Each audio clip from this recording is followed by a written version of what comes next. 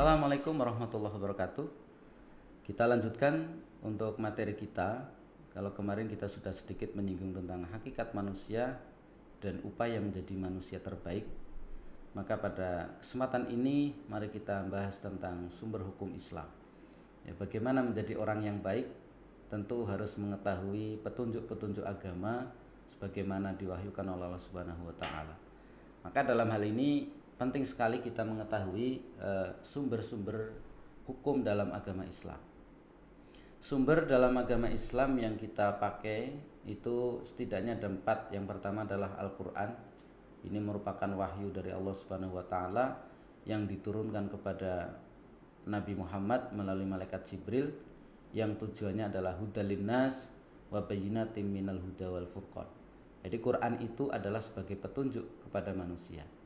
Makanya manusia diciptakan oleh Allah, kemudian ditempatkan di muka bumi ini tentu membutuhkan petunjuk arah jalan yang bisa menuju kepada keselamatan.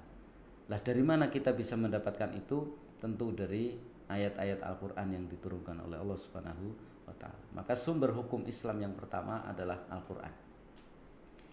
Kemudian sumber hukum yang kedua adalah hadis atau biasa kita sebut juga dengan sunnah. Ya, fungsinya hadis ini adalah untuk menjabarkan apa isi dari Al-Quran. Maka saya kira tidak akan mungkin orang bisa memahami Al-Quran tanpa dia melalui hadis Rasulullah Muhammad SAW.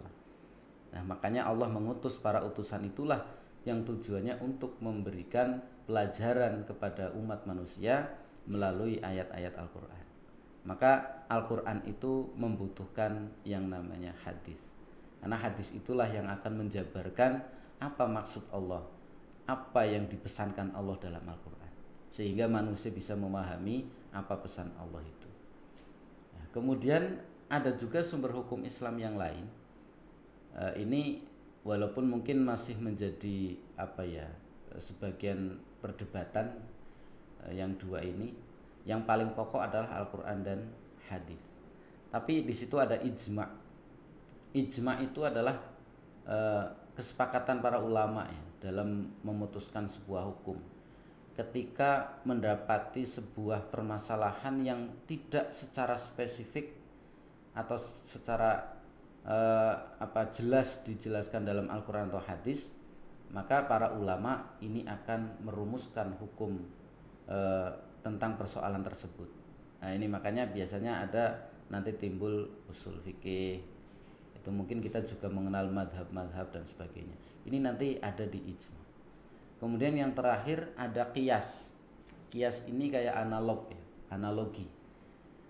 Sebagai contoh qiyas itu dalam bab zakat. Zakat itu kalau di zamannya Rasul yang digunakan untuk berzakat itu adalah kurma, anggur begitu. Nah, sehingga dalam kitab-kitab fikih yang disebut barang atau sesuatu yang bisa dijadikan untuk berzakat itu adalah makanan yang bisa dijadikan kekuatan oleh manusia atau disebut makanan pokok. Nah, karena di Indonesia ini tidak menggunakan kurma sebagai makanan pokok, maka dikiaskan dengan beras. Nah, inilah sumber hukum yang keempat, yakni dengan kias. Sehingga ketika misalkan ya hukum zakat harus menggunakan kurma, sementara orang Indonesia sendiri tidak memiliki pohon kurma, tidak memiliki buah-buahan kurma. Nah, sehingga akan kesulitan dalam menjalankan zakat. Nah, sehingga perlu yang menggunakan sistem analog, yakni kias. Nah, ini tentu akan kita bahas lebih luas nanti dalam perkuliahan tentang sumber hukum Islam yang meliputi definisi Al-Quran, kemudian bagaimana sejarah Al-Quran, definisi hadis, ijma, qiyas, dan segala sesuatu yang berkaitan dengan keempat sumber hukum ini. Dan keempat sumber hukum ini kita sebagai orang Islam tentu harus mengetahuinya, karena apapun yang kita lakukan dalam hal beragama tentu tidak lepas dari sumber hukum yang ada.